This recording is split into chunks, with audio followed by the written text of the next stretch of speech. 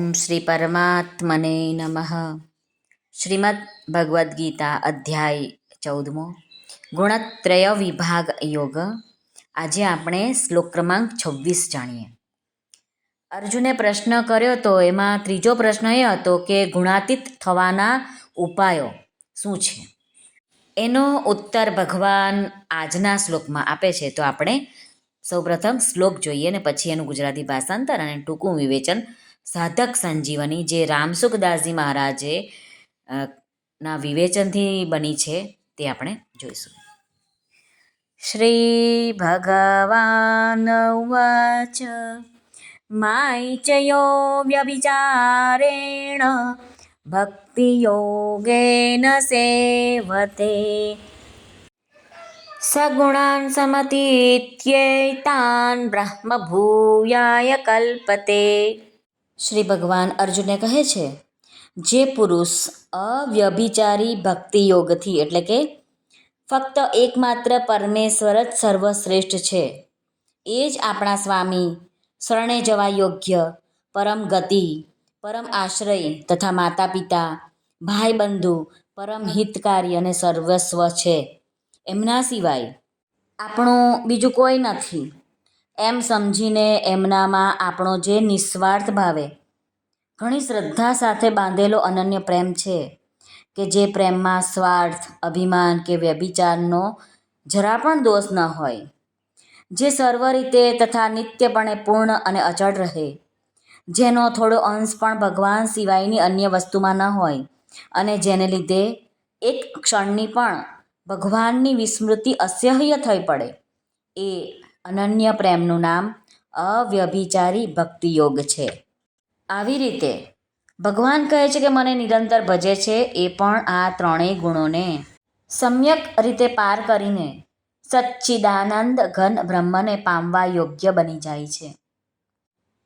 માયચયો વ્યભિચારેણ ભક્તિયોગેન સેવતે. આ પદમાં ઉપાસક, ઉપાસ્ય અને ઉપાસના આ ત્રણેય આવી ગયા છે.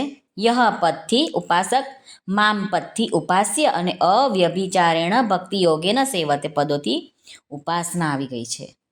સેવતે આ પદથી ભગવાન કહે છે કે અવ્યભિચારી ભક્તિયોગ દ્વારા ભગવાનને જ શરણે જાય છે તેને ગુણોનું અતિક્રમણ કરવું નથી પડતું, પરંતુ ભગવાનની કૃપાથી તેના દ્વારા આપોઆપ ગુણોનું અતિક્રમણ થઈ જાય છે, બધા દૂર થઈ જાય છે, બધાય ગુણો. બ્રહ્મભૂયાય કલ્પતે. તે ગુણોનું અતિક્રમણ કરીને બ્રહ્મની પ્રાપ્તિનો અધિકારી બની જાય છે. ભગવાને જ્યારે અહીં ભક્તિની વાત બતાવી છે તો પછી ભગવાને અહીં બ્રહ્મ પ્રાપ્તિની વાત ન કહીને પોતાની પ્રાપ્તિની વાત બતાવી જોઈતી હતી, પરંતુ અહીં બ્રહ્મ પ્રાપ્તિની વાત બતાવવાનું કારણ એ જ છે કે અર્જુને ગુણાતીત થવા એટલે કે નિર્ગુણ બ્રહ્મની પ્રાપ્તિનો ઉપાય પૂછ્યો હતો. એટલા માટે ભગવાને પોતાની ભક્તિને બ્રહ્મ પ્રાપ્તિનો ઉપાય બતાવ્યો છે. શાસ્ત્રોમાં કહેવામાં આવ્યું છે કે ભગવાનની ઉપાસના કરવાવાળાઓને જ્ઞાનની ભૂમિકાઓની સિદ્ધિને માટે બીજું કોઈ સાધન કરવું પડતું નથી, પ્રયત્ન કરવો પડતો નથી, પરંતુ તેને માટે જ્ઞાનની ભૂમિકાઓ આપોઆપ સિદ્ધ થઈ જાય છે. ગંગા સતી ક્યાં ભણવા ગયા હતા? તુકારામ ક્યાં ભણવા ગયા હતા? નરસિંહ મહેતા ક્યાં ભણવા ગયા હતા? ભગવાનના નામ સ્મરણથી આપોઆપ એમના અંતર્મનમાં ઉજાસ થઈ ગયો, પ્રકાશ થઈ ગયો અને આ દુનિયાનું, આ બ્રહ્મનું જ્ઞાન એમને થઈ ગયું. અને જુઓ નરસિંહ મહેતાના એક એક પદો કેટલા ઊંડા વિચારમાં મૂકી દેવા છે અને કેટલા ઊંડા એના અર્થ છે. આમ ભગવાન કહી રહ્યા છે કે અવ્યભિચારી ભક્તિયોગથી જે મારી પ્રાપ્તિ કરવાને માટે જે ઉપાસના કરે છે એને આપોઆપ બ્રહ્મની પ્રાપ્તિ થઈ જાય છે. આ બ્રહ્મની પ્રાપ્તિ થયા પછી પણ તેને સંતોષ નથી થતો. એને તો એ જ ભાવ રહે છે કે ભગવાન કેવી રીતે પ્રસન્ન થાય, ભગવાનને કેવી રીતે રાજી કરી શકાય. ભગવાનની પ્રસન્નતામાં જ તેની પ્રસન્નતા રહે છે. એટલે કે કેવળ ભગવાનને જ પરાયણ છે આ વ્યક્તિ, ભગવાનમાં જ આકૃષ્ટ છે અને તેને માટે બ્રહ્મ પ્રાપ્તિ સ્વતઃ સિદ્ધ છે. એ બ્રહ્મ પ્રાપ્તિનો અધિકારી આપમેળે જ બની જાય છે.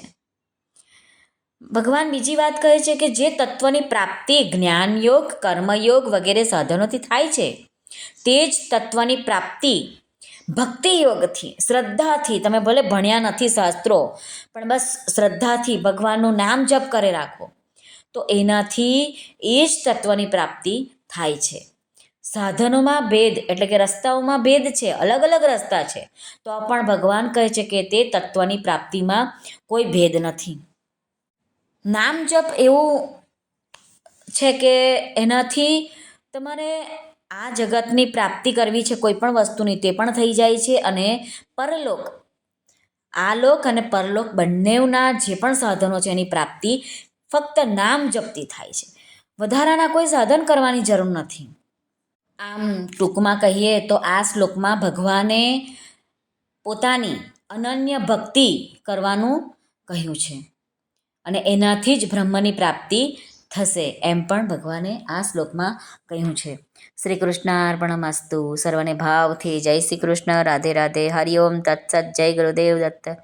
જય સ્વામિનારાયણ. જય માતાજી. નમઃ પાર્વતી પતે. હર હર મહાદેવ. હર સિદ્ધેશ્વર મહાદેવની જય. આજનાનંદની જય. સર્વનું કલ્યાણ થાઓ, સર્વનું કલ્યાણ થાઓ, સર્વનું કલ્યાણ થાઓ.